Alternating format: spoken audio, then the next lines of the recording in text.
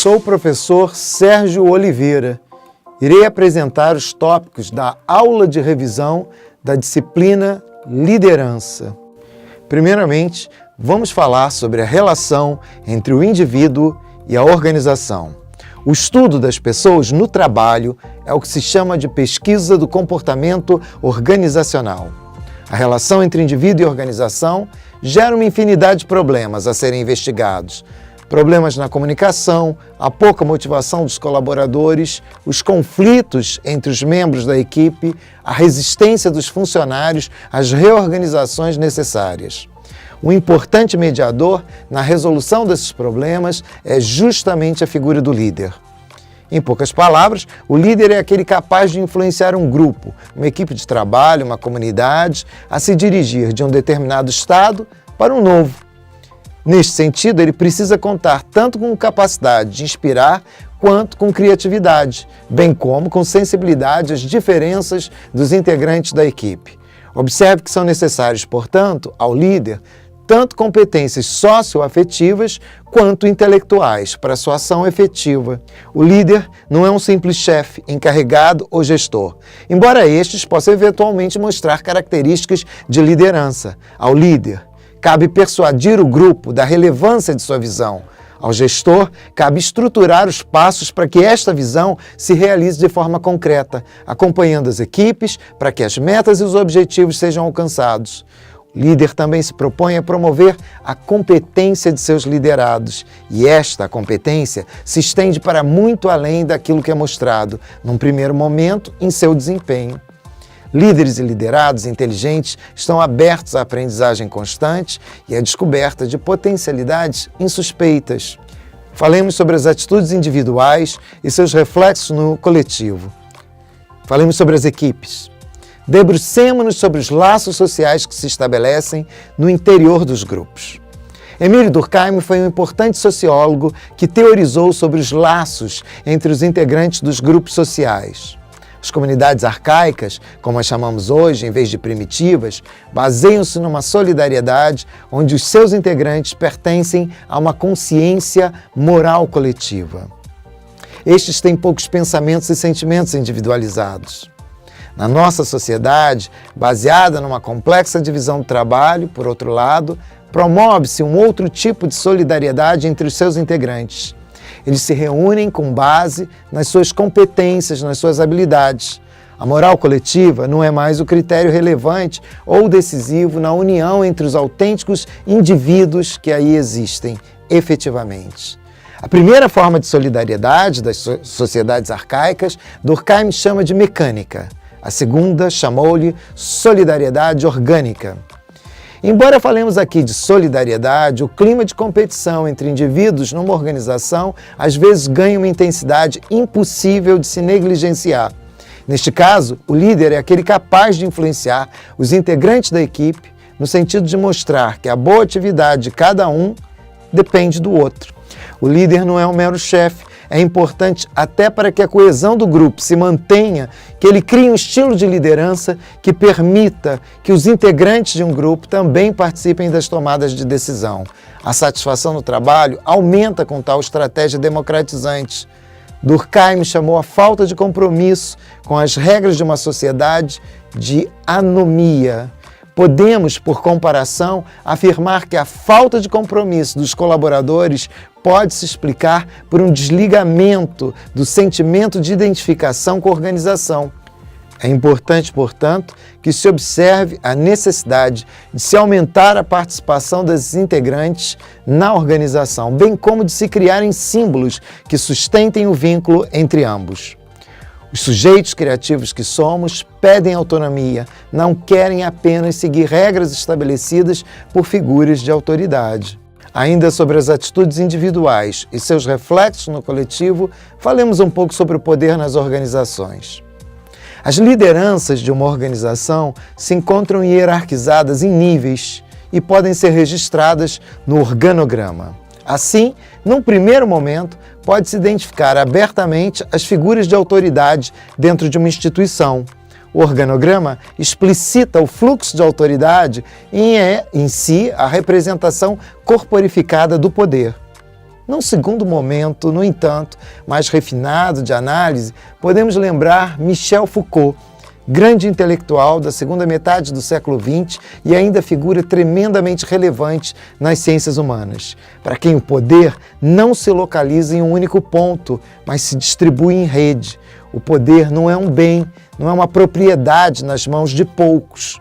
As estratégias de poder encontram resistências na sua circulação. Dentro das organizações empresariais, não raro, encontramos situações de conflito. O conflito não necessariamente é algo ruim. Observe, por exemplo, que a integração das demandas das partes em questão podem levar a situações coletivas onde ambas saem ganhando.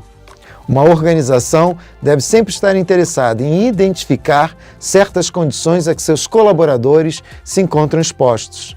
As respostas observadas e mensuradas chamamos de variáveis dependentes, porque estão numa relação de dependência em relação àquelas condições, as quais chamamos de variáveis independentes.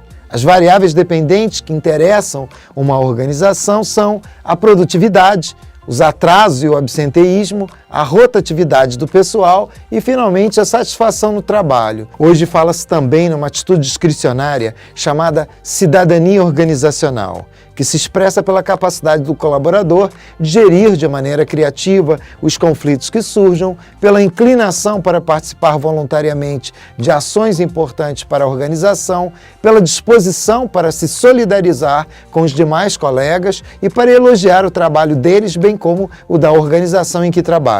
Como o poder não se exerce de maneira central e numa reta vertical, é importante que os líderes de uma empresa estejam atentos às sugestões e às demandas dos liderados. Os líderes, até para manterem sua legitimidade, devem se preocupar com uma noção mais enriquecida acerca das estratégias de poder numa organização. Esses líderes formais podem se alinhar à força dos líderes informais, que surgem inevitavelmente em toda a organização, em vez de competirem improdutivamente com estes. O que falar sobre percepção e comportamento individual? Toda organização se estrutura por regras, divulgadas através de reuniões e manuais. Espera-se que os colaboradores de uma organização internalizem essas regras. Esta modelagem da ação dos colaboradores é o que Michel Foucault identificou como uma estratégia de poder típica das sociedades disciplinares. Se, no passado, os corpos se viam punidos quando de alguma falta mais grave, segundo Foucault, nas sociedades disciplinares são os próprios sujeitos que têm seus comportamentos geridos. A punição física cedeu lugar a novas formas de punição tão eficazes quanto as anteriores. Foucault é um crítico da ideia de que estamos nos emancipando de relações de poder em direção a uma sociedade livre das mesmas, com o progresso. Os saberes tecidos em nossa sociedade encarnam relações de poder. Saber e poder não são termos distintos em oposição para Foucault. É importante destacar aqui que, para além das regras que definem as relações formais numa empresa, sempre surgem relações informais. Um bom líder as percebe e aproveita o que é de melhor nas últimas. Há nestas relações informais, inclusive, o surgimento de líderes. Portanto, deve-se atentar, além das lideranças instituídas, para as lideranças reconhecidas, aquelas que surgem informalmente na cultura organizacional sem um reconhecimento formal. Lembre-se ainda de que os líderes não existem só em organizações. Há líderes entre moradores de rua, em grupos de crianças em situações de risco social. Recorde-se, por exemplo, do Capitães de Areia, de Jorge Amado. Lembre-se igualmente que o conceito de organização é mais amplo que o de empresa privada. Exemplos de organizações incluem também órgãos do poder público e organizações do terceiro setor, ONGs e OCIPs. Vamos falar agora sobre alguns aspectos que envolvem o exercício da liderança. Por exemplo, as características do líder segundo estilos de liderança. Uma teoria de liderança antiga apontava a existência de traços inatos que definiam quem seria um líder. O líder, já seria dotado de características físicas e intelectuais natas, além de habilidades relacionais que o preparavam para a condição de liderança. Essa teoria cedeu a um outro foco, a dos estilos de liderança. Nela, reconhecem-se os seguintes estilos, melhor dizendo: o carismático, baseado fundamentalmente na força afetiva, o visionário, que tem sempre o resultado em vista, atentando ainda para as oscilações do mundo ao redor, o transformacional, que motiva os seus liderados e procura contribuir para o autoconceito dos mesmos, o autocrático, que concentrará sobre si as tomadas de decisão, o democrático, que acredita na participação dos integrantes nos momentos decisórios das atividades da organização, o laissez-faire, que cede aos liderados o poder de tomar decisões, estilo que obriga os integrantes a terem alto grau de maturidade, pois, em caso contrário, a situação degenera. O estilo situacional, em que a figura do líder depende da demanda que um certo contexto colocou. O estilo autêntico, que busca antes a capacitação dos colaboradores que qualquer recompensa pessoal. E, finalmente, o estilo servidor, em que o líder não se importa de se deslocar do posto de líder para motivar e ajudar lado a lado os liderados. Abandona-se aqui o antigo modelo do líder como sujeito que apenas contempla uma visão a ser alcançada pelos colaboradores de uma organização. Estes estilos de liderança não precisam ser pensados necessariamente como excludentes. Não raramente encontram-se até conjugados. Empresas bem-sucedidas vêm trabalhando com equipes autogerenciáveis, isto é, que buscam o empoderamento das pessoas envolvidas. Não é mais possível concentrar o gerenciamento das ideias de uma grande organização no topo de uma hierarquia.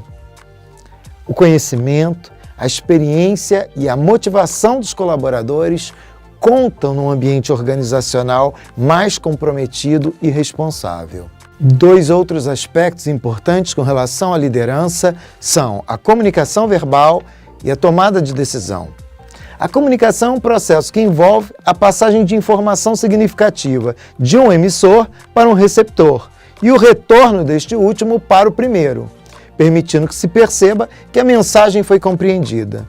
A comunicação dentro das empresas é um campo de estudo novo e que se torna tanto mais urgente quanto surgem novas tecnologias de informação e comunicação, dinamizando trocas de mensagens no interior das equipes e entre equipes diferentes de uma mesma organização. E-mails, comunicações por celulares fornecidos pelas próprias instituições, grupos de WhatsApp, ferramentas de armazenamento de informações sigilosas ou compartilhadas são hoje comumente usadas. Mas há problemas aqui. Tomadas de decisões precisam ser realizadas a partir de mensagens bem redigidas, sem ambiguidade ou informações incompletas. O risco de equívocos inerentes a qualquer processo de comunicação se multiplica em contextos onde aspectos não verbais e contextuais estão ausentes. Além disso, deve-se atentar para o bom relacionamento entre os membros de uma equipe para que os elos entre os diferentes pontos da comunicação não sejam quebrados. A organização deve acompanhar a comunicação e identificar barreiras que possam se colocar às mesmas. Quanto às tomadas de decisão numa organização, elas não ocorrem muito evidentemente num vácuo de informações. Precisam, pelo contrário, se apoiar em conhecimentos oriundos de relatórios de origens diversas, informes de situações atípicas, registros de progressos já obtidos anteriormente e da própria memória da organização, os dados históricos de uma organização. Os riscos na tomada de decisões diminuem com o grau de informações obtido. Um outro ponto importante aqui é que as tomadas de decisões não são características apenas de líderes organizacionais formais. Funcionam em todos os níveis. Uma ferramenta de grande relevo no tópico da tomada de decisões é a análise de cenários, para que se investiguem os mais realizáveis, levando-se em conta os custos e os benefícios. Estas estratégias se veem reavaliadas continuamente. A análise dos cenários é instrumento fundamental na tomada de decisões, mas não é garantia de que a resolução encontrada tenha sido a mais correta. No processo decisório destacam-se o decisor, os líderes facilitadores e os analistas que procuram avaliar os problemas com os participantes do processo. A assertividade da tomada de decisão e a eficácia da resolução que acompanham o processo devem se cercar de informações prévias. Falemos agora sobre o coach e sobre os conflitos e as estratégias para geri-los dentro de uma equipe. O coaching é o processo de promover o desenvolvimento dos colaboradores de uma organização a fim de melhor se obterem os resultados esperados. As figuras envolvidas aí são o coach, que conduz o processo, e o coachee, o cliente cujas competências e habilidades se querem desenvolvidas. Tão importante quanto o coach, ou ainda mais importante que o coach, é o coachee, pois sua evolução depende de seu próprio comprometimento, vontade de se autodesenvolver e desejo de realizar, de agir. Os departamentos de RH de grandes empresas buscam profissionais que saibam definir objetivos ao mesmo tempo em que se colocam prontos para enfrentar grandes desafios. O coaching procura aperfeiçoar o desempenho dos colaboradores de uma organização, bem como elevar os resultados obtidos por estes. Dos coachees, à medida que frequentam as reuniões promovidas, espera-se que sejam capazes de potencializar sua capacidade de escuta, aumentar sua empatia, ressignificar situações que contribuíram para resultados indesejáveis no passado, respeitar diferenças nos colegas e estabelecer um rapport efetivo, uma relação efetiva com o coach, seu comprometimento com o processo. Líderes e coaches podem trabalhar juntos, uma vez que os primeiros influenciam os colaboradores de uma organização numa dada direção, e os coachees desenvolvem as competências que precisam para atingir objetivos apontados.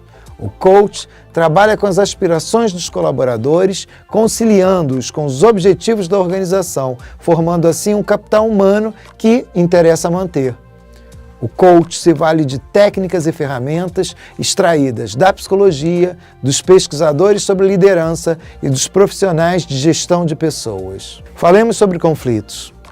Conflito é um processo que se inicia quando uma pessoa, uma equipe ou uma organização inteira se encontra na contramão de um interesse de outra pessoa, equipe ou organização. No caso de equipes, podem surgir de diferenças de personalidade dos membros integrantes, da percepção de certa injustiça na distribuição das tarefas e dos inevitavelmente diferentes pontos de vista. A gestão dos conflitos e a comunicação entre as partes se faz fundamental para administrar os mesmos.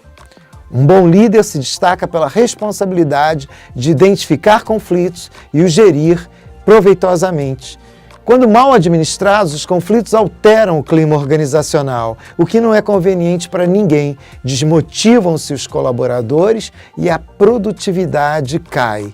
Os atrasos e o absenteísmo são comuns e corre-se até o risco de se perder a equipe. Os conflitos, no entanto, não têm só consequências negativas, como a frustração dos colaboradores.